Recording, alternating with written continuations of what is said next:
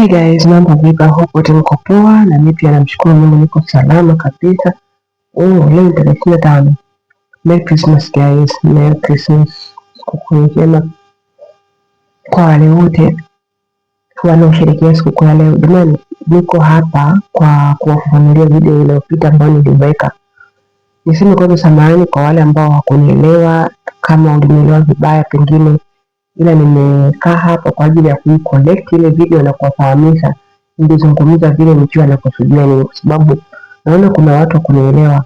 Maana kuna mtu alishusha message ya matusi mpaka nilijiuliza hivi anavyoniandika hii message, kwanza hakutafakari kwa nini message watasoma watu, kwa nini natukana hivi? Okay, licha kusoma watu, mimi mwenyewe ambaye naiandika hii message najua itaishi hapa kwa matusi haya. Hivi kama inatokea Mungu ananichukua saa hizi na nimeandika matusi kama haya pasipo kujua pengine, au ningeuliza maswali, huyu mtu aliyoweka video amekusudia nini?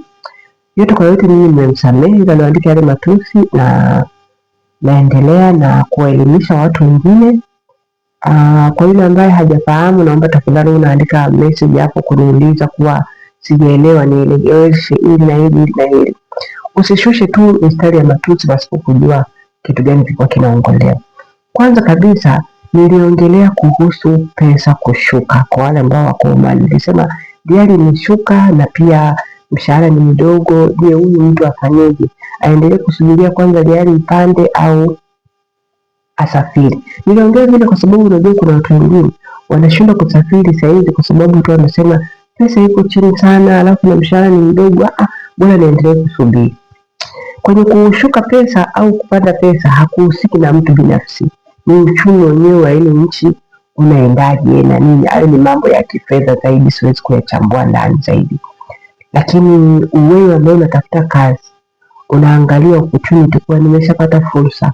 Usiseme tu kwa sababu sasa hivi diari iko chini na subiria ipande. Hujui uchumi utapanda lini, hujui unaendaje, hujui mambo yatakuwa. Kwa hiyo wewe kama ukipata nafasi, itumie. Safiri, nenda kazini.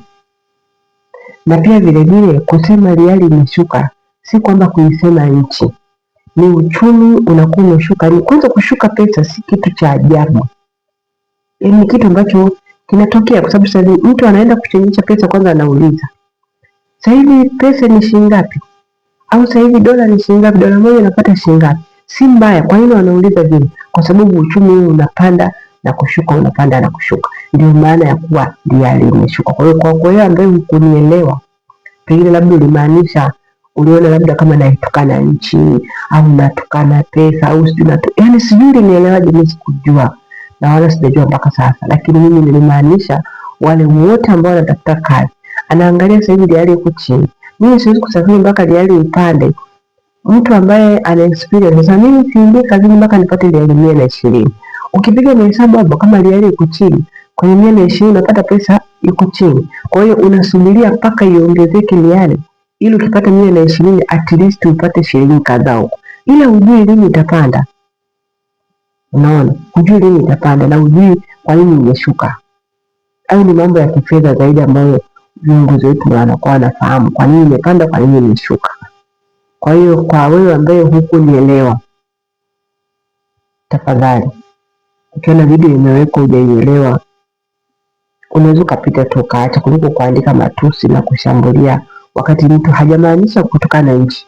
Ila nawaelewesha kwa wale ambao wengi sana sasa hivi wanakataa kufanya kazi, wanakataa kusafiri kwenda kazini, wanakataa kwa sababu wanasema pesa iko chini sana.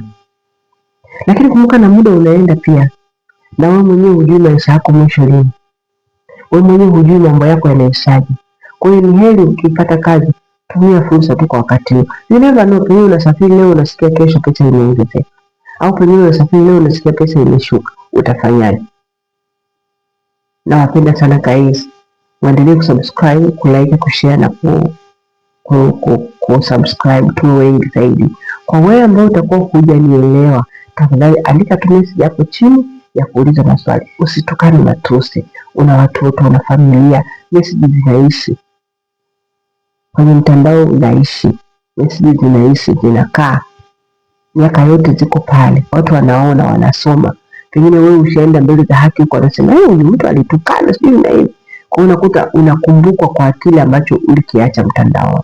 Nawapenda sana na wajari, jamani msubscribe tufike watu wengi, ili zile kesi zetu ambazo tumekuwa tukiongelea za kuhusu mikataba sijui nini ziwafikie viongozi wetu, mambo mengi yaweze kubadilika, kwa sababu wengi tunakuwa tukililia mikataba itoka kwenye nchi yao, angalau wafahamu kwa tunataka tulipo kiasi, tunataka tupewe nchi, yani zile haki zetu za msingi wafahamu na wao, tuchukuliwe kama binadamu. Tunapoingia mwaka 2026 tupate vitu vipya, tupate haki zetu za msingi. Nawapenda sana.